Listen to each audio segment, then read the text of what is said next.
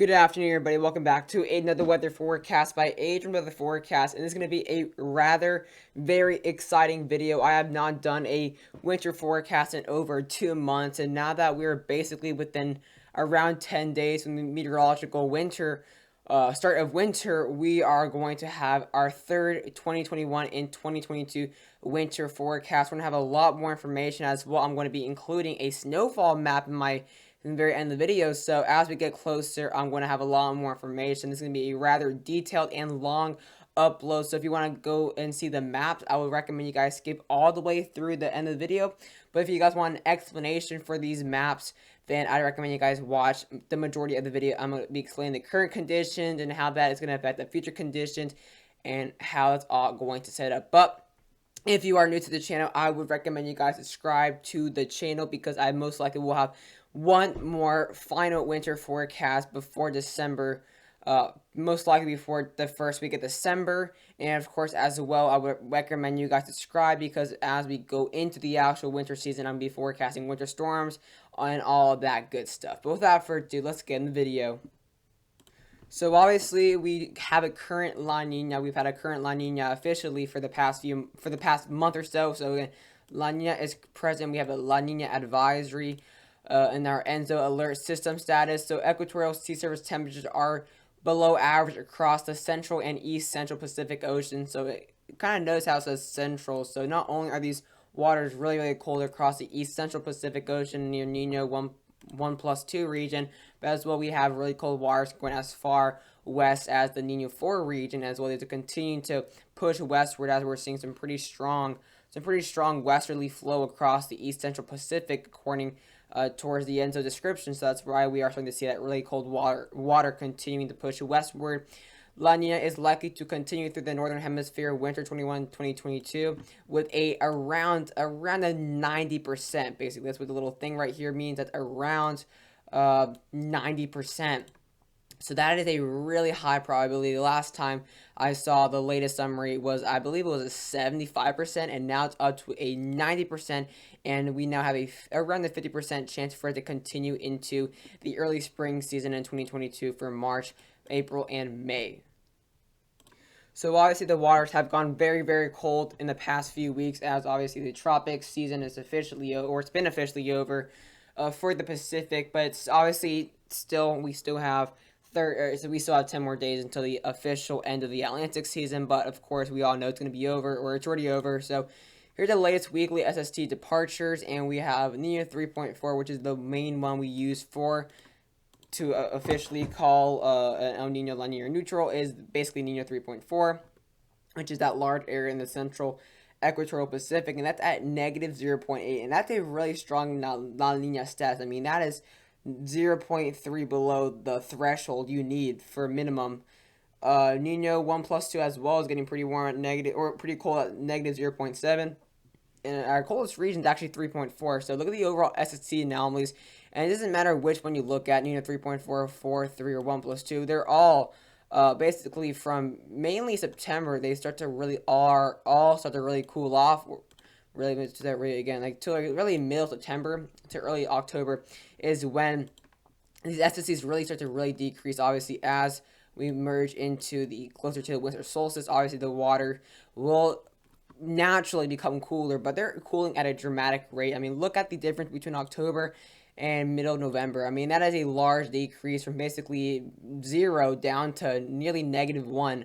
That's a massive increase in this short time period. So definitely, if we continue on this trending, these cooling waters, specifically now the 1+2, which was actually increasing and actually delaying the official La Nina because of that warming in September and October, is now as well. But you can kind of just tell the trend of these really cooler waters.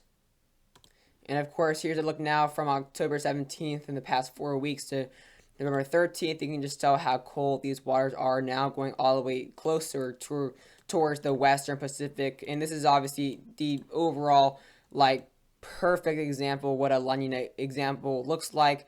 Really cold waters off northwest South America, and of course, really cold waters in Nino 3.4, Nino 4, and then there's really warm waters near Indonesia, Papua New Guinea, Australia, and towards ports of the southeast Asian as well portion of Oceania. So you're gonna start seeing those. I believe it's gonna be the negative OLRs over here, really warm waters, as well as start seeing some really high amounts of obviously SSTs. While you're gonna be seeing the complete opposite, gonna be seeing those positive OLRs and really cooler waters. But this is a perfect example of what a La Nina would typically look like.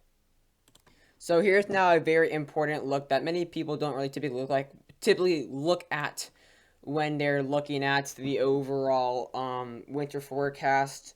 Typically, a lot of people start to skip the ORs and as well wind anomalies, but we're gonna be looking at this because obviously I want to give you guys a really detailed forecast. So we're looking at the OR anomalies. What basically negative OR is negative OLR. Typically you see a lot of convection as well, a lot of overall precipitation going on, so really wet type weather.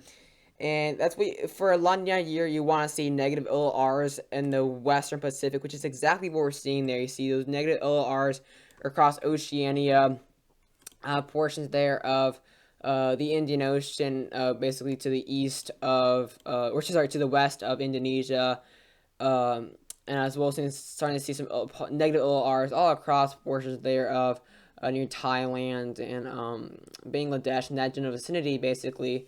And what that means is we're seeing a lot of enhanced convection, a lot of overall precipitation, kind of like an MJO type pattern, which is exactly what you want to see in a La Nina, where you see the really warm and wet weather across the Southeast Asia and portion of the Oceania. And then you have those positive ORs, which is suppressed convection and precipitation, which is going to be inhibited across the central portions of the Pacific, which is exactly what we're seeing. That's a very good example of what we're typically going to expect. And of course, now if we look at the low level 850 HPA easterly wind anomalies, we can tell that the easterly, which go from obviously easterlies, is basically west to east, and typically what you'd be seeing in a La Nina year is where you see kind of convection in the Western Pacific. Then you see obviously the zonal flow take it to the east with those easterly winds west to east. And then you see that divergence in the lower portion of in the portions of East Pacific, and then you see that whole pattern is exactly what we're seeing here in the wind anomalies.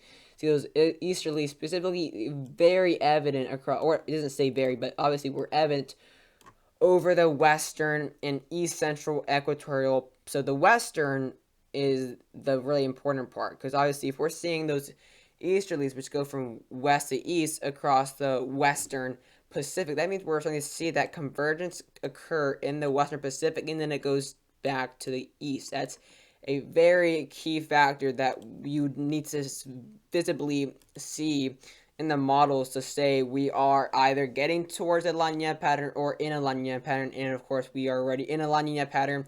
And then the other important factors, the westerlies, which go east to west, were evident over the western equatorial Pacific Ocean.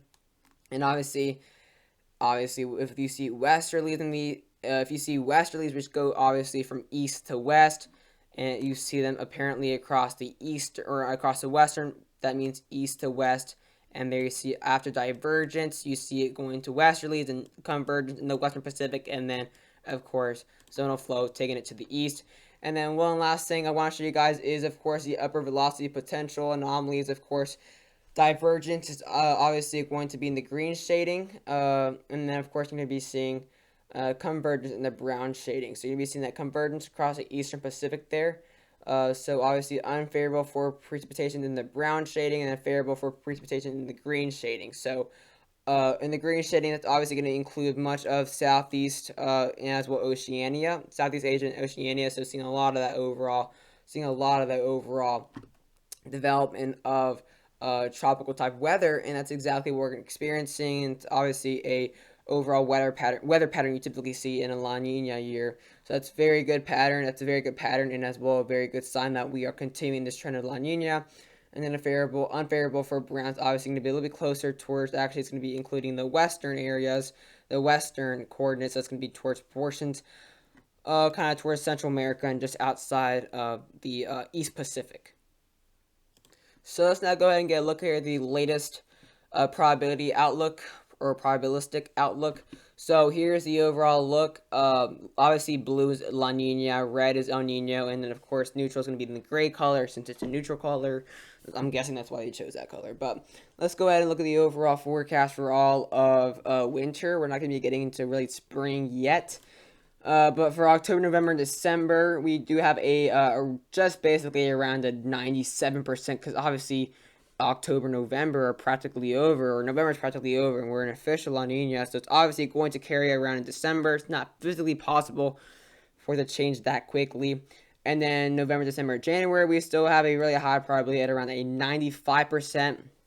And then for December, January, and February, which is obviously going to be the heart of winter typically, those are the heart months of winter, we have just above a 90% likelihood of a La Nina. Typically, I mean, look at how low that probability is for neutral. I mean, that's showing you how much confidence there is for it to stay until really practically, I'd say, maybe March or April. Because look how in now January, February, and March, we still have around an 83%, and then it gradually decreases, because obviously it's going to happen when we go towards be creeping toward the spring. We start to get towards the tropical season, May 15th in the Eastern Pacific, early May. Obviously, we're gonna start seeing these water start to warm up, which is obviously going to occur. So it's gonna be natural for it to decrease. You kind of see that every single year pop up, but still, we don't have La Nina being taken over probability till really April, May, and June. Because typically, look at that, it's still the blues on top for March, April, May. But we are definitely watching out for a ton of confidence. If you look at the overall models, though, obviously they continue to take it really low. So I'm getting it surpassing negative 1.0. So this could very well become a very strong La Nina. And that's obviously going to really interfere with the overall weather pattern. But let's now go ahead and get a look at what these AO, PNA, and as well NAO teleconnections mean, and what they present when they're positive and negative. So you guys can get an overall representation of what they look like. So first teleconnection I want to show you guys and what they mean for the US pattern is PNA, because that's obviously this is going to be looking, oops, I did not mean to do that. Hold on, guys. There we go. So basically what this means is basically kind of the overall, specifically the PNAs tend to really center across one thing, and that's going to be the ridge and the Alaskan Bay. So first, let me start off with the positive PNA. So the positive PNA pattern is when we see the Alaskan Bay. Typically the Alaskan Bay is what you'd call it. The Alaskan Bay Ridge is far, far east. And what I mean by that is that instead of it being towards, obviously, the Alaskan region, it's gone all the way down here. And typically that means we'd be having a trough somewhere up here pushing it off. So when this ridge is this close to the western United States, this positive PNA typically means we're going to be seeing warm and dry weather across the western and central United States. And of course, if there's a ridge this far east, that means we must have a trough this far east, and obviously more east than the actual ridge. So that means that we're going to be seeing cold weather, wet weather, possibly inhibiting snowfall. Sometimes if it's in January, February, or March across the southeast and eastern United States, as well as would inhibit nor'easters. So positive PNA typically means warm, dry across the west, the Sierras, all that good stuff from the ridge, and then strong troughing across the eastern United States, cold, wet weather. But on the opposite, it's obviously going to be the opposite in a negative PNA. The ridge is going to be a lot further westward, meaning we're basing a trough building up like that. And then if the trough is over here, typically let me say it another way. In the negative PNA, we typically have the trough just dipping barely into the Rockies and the Sierras, because it's going to be really there's nothing really pushing it that far southeast like you see in a positive PNA. So basically, we're going to be seeing maybe some good, I'd say first snow across the mountains and the Rockies and Sierras in the early season, and then we obviously would have a really strong southeast ridge, bringing warm, dry weather across the east, cold and snowy and wet across the north central and northwest. Some cold will reach the southwest, and then of course it's going to be the complete opposite of a positive PNA. And then the last teleconnection we're gonna be looking at is the NAO. I like to really like focus specifically on NAO PNA because the Arctic oscillation kind of typically kind of has to really be within both of those. And Arctic oscillation is also known as AO. So the AO is really solely based off the both NAO and the PNA. So that's why I'm not going to be talking about the AO really in this video. But in a NAO, in negative NAO mode, you're going to be seeing a pretty strong blocking high across the northern portion or north central Atlantic Ocean. And obviously, what that means is we're going to be seeing troughing on both sides, troughing on the eastern side and troughing on the western, or troughing on the western side, which will be the United States, and troughing on the eastern side, which is going to be Europe and portions there of Eastern Asia, or sorry, Western Asia, which would be like Russia and that general vicinity. So obviously, if there's going to be troughing to the east, it's going to be inhibiting cold and stormy weather across the southeast, mid-Atlantic, and ununified corridor. And if there's a ridging, it's going to bring in pretty warm weather across northern Canada, Scandinavia, portions there of even Greenland. And as well, it's going to be really calm, dry weather across the north central United States. And of course, going to be another ridge starting to develop after that trough. So it's going to be a warm and pretty warm and dry, or actually, sorry, warm and wet weather across portions across the Mediterranean and that general vicinity and the Black Sea. And then we're going to be seeing some cooler and drier weather across the portions of Northern Europe, including Finland, Norway, Netherlands, uh, that general area. And then, of course, in the opposite, it's going to be different. It's going to bring in some warmer weather across the deep southeast. Not going to really be seeing an active blocking high. So basically, we're going to be seeing some more zonal flow with this. Not going to be seeing significant Rossby wave differences. So it's just going to be cool. It's going to be the complete opposite, basically. So whatever you see here, blue is going to be orange. So basically, all you got to know is that in a positive, negative A, it's going to bring NAO. It's going to be pretty warm across the east. And then the negative NAO, it's going to bring in pretty cold and possibly snowy weather. So let's now very, very quickly look at the long-range future model. We'll be looking at the European Weekly CFS, and as well I'll be looking at the CANSIPS. So in the European Weekly, it's going to go very far out. We're talking 1,122 hours. And I want to very briefly talk about this because we're already 17 minutes in this video, and I still have to show you guys my map, so I don't want to have this video over 30 minutes long. So we're just going to kind of go brief over. You're going to be seeing, obviously, that really strong troughing pattern next week, but we're going to be kind of really specifically talking about next month, so you can kind of see it's a very weak troughing. It's going to be kind of be looking at a overall, going to be looking at an overall positive PNA pattern here, or sorry, a negative PNA, no, yeah, a positive PNA pattern. Going to be seeing some strong bridging across the west, as well as some good troughing across the eastern United States. It's going to kind of stay for a while in the early December time frame. It's going to kind of be very, obviously this is very far out, so we're not going to be looking at anything too crazy, but and then we're going to be seeing some pretty strong ridging all across portions of December across the western central United States. And as we go towards now early January, we're going to be seeing now kind of a switch to now some really good troughing across the upper northern United States. They're really looking at basically more of a positive Arctic oscillation forecast. And it's a very weak ridging, but obviously if you kind of see the majority of early December, it's going to be really some good troughing across the east, and then it kind of really becomes some really weak ridging all across the United States. So that can't really give us too much. But if we look at the surface temperature, let's look at 7-day anomaly. I've actually haven't checked the 7-day anomaly yet, so I have no idea what it actually says. But you can kind of get a general idea based on the overall pattern. So obviously you're going to be seeing the really cold weather. But look at like early December. Like I said, early December going to be seeing some good troughing in the very beginning. Going to be seeing pretty warm weather across the west in the early portion of December.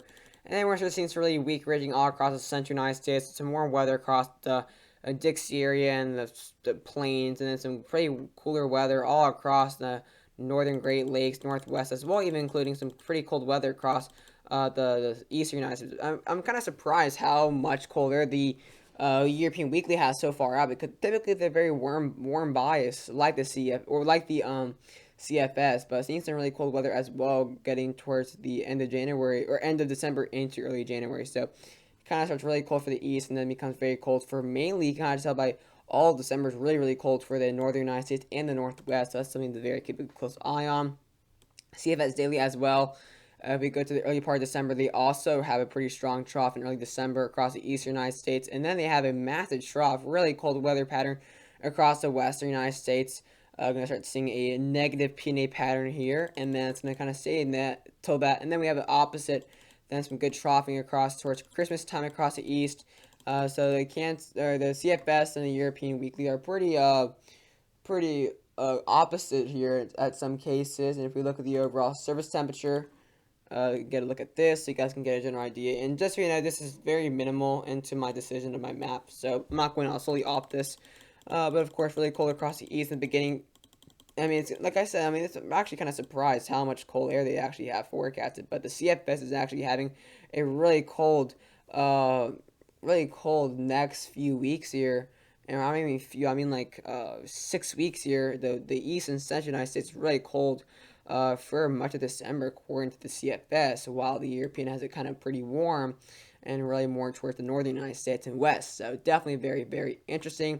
And last but not least, I want to go to the CFS monthly. Of course, this is November. This is going to be December. Then January is very interesting.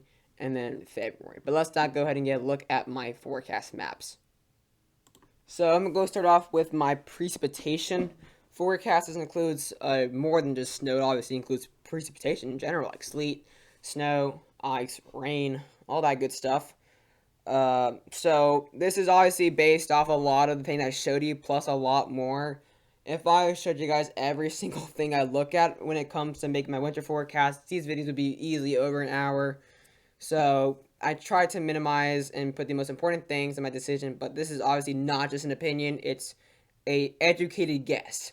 But I have some pretty decent confidence since it is basically around 10 days from the meteorological winter start, which is, I believe, December 1st, and I believe the calendar year is December 21st. So either way, we're pretty close to the start of winter, so I have a pretty decent confidence, a lot more than my forecast in September. But here's the overall look at my precipitation forecast. So you can kind of tell I have a lot of the northern and central United States kind of bring it pretty above average, and I do see some pretty frequent kind of either clippers or as well overall cross-country snowstorms. And obviously those along the cold front will have some pretty heavy rain, so it's going to have some slightly above average in that light lime green color. That first shade of green is going to include that slightly above average, then missing a few inches above average, whether it's rain, snow. And then in that darker shaded color, it's going to be above average, including the Rockies as well, including the Great Lakes. So it's kind of pretty self-explanatory. I think we're going to be seeing a lot of lake effect snow. And I mean, a lot more lake effect snow, possibly across the Great Lakes.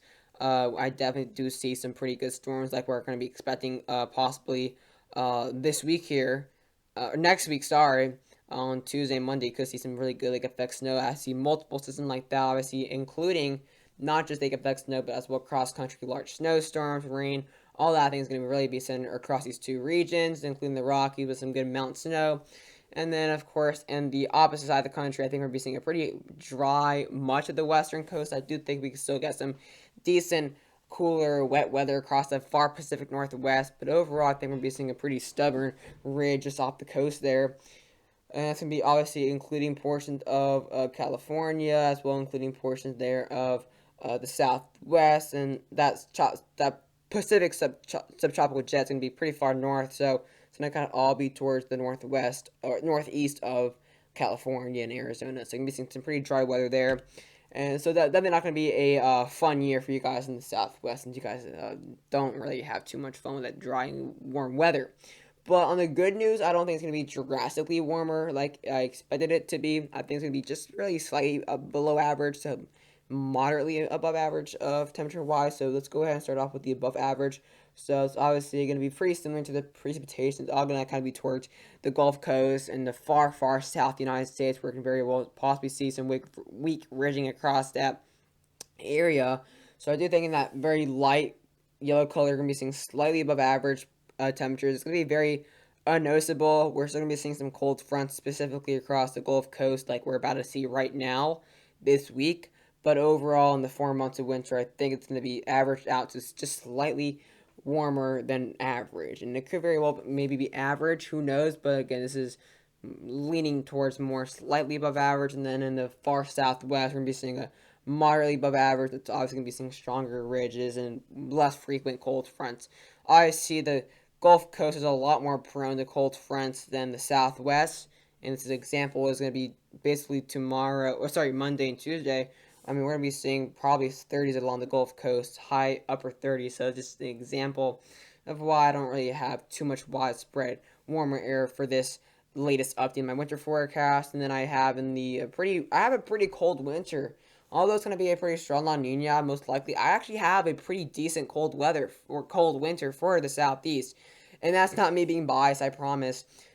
But it actually looks pretty good. I mean, although we're going to be getting into a pretty strong La Nina, we're going to be seeing as well some pretty strong ridging across the west coast. So this could very well bring the opportunity for some decent setups for snowstorms across the east, as well as some really good cold fronts like we're about to see right now. I mean, this is obviously very likely to continue in towards the winter season. So I definitely do see it pretty widespread cooler air all the way from the deep southeast all across the United States. So I do think this will be a pretty largely cold radius winter in coverage mile wise for the United States, and I do have some pretty high confidence in this at least.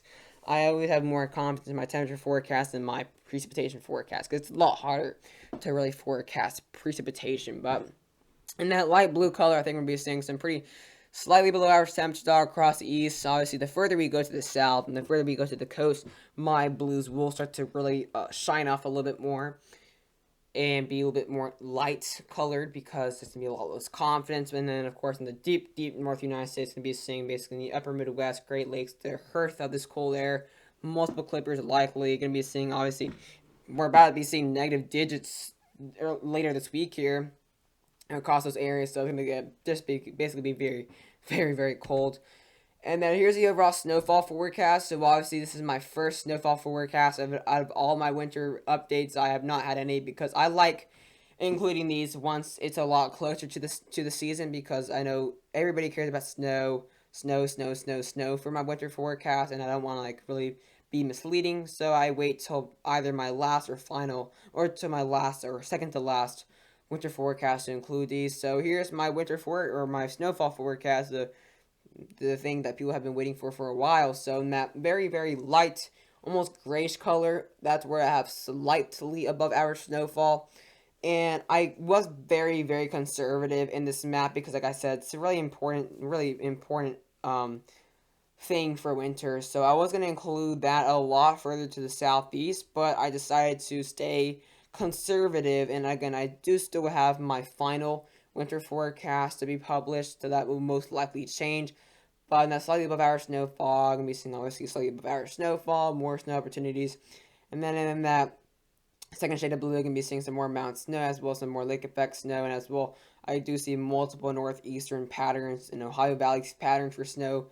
As well in that darker shade of blue, though, that's where I have the well above average snowfall forecast, whether it's lake effect snow, multiple opportunities including clippers, all that good stuff. I do definitely see opportunities. And then the Gulf Coast and the deep south, I do have slightly below average snowfall. But see, there's not really much areas in the below average snowfall. This would have been a lot more widespread if it were in September and October, and I was posting this. But again, like I said, a lot more educated, I guess, now in November. And then here is my overall snowfall forecast, or my winter forecast, sorry.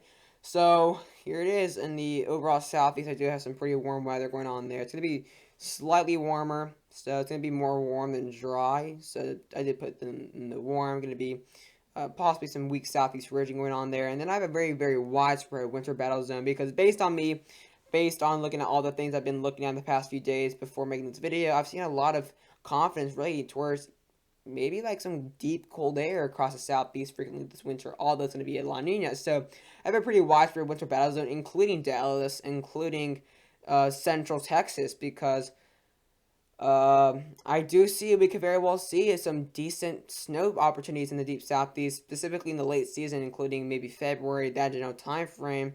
And I'm not trying to imply we're going to be seeing another Yuri, but I'm trying to imply that we could very well be seeing we can very well break the stereotype of La Nina pattern for the southeast this year. And then across the mid-Atlantic, Chesapeake Bay, and all across New England, we do have nor'easter patterns. That's obviously pretty obvious. And then the white, we have lake effect snow. That's going to probably be way above average this year.